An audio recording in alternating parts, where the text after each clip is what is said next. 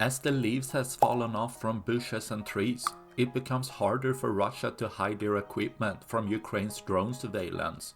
As seen here, we're a MT-LB armored vehicle, fitted with the radio-guided anti-tank Shturm missile, trying to hide in between some trees, but gets spotted by a Ukrainian drone.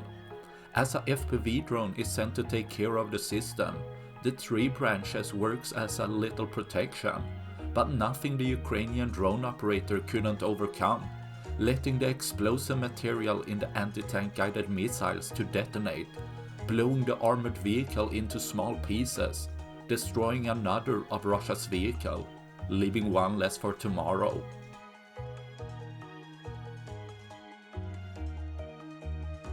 That's all I had for this video.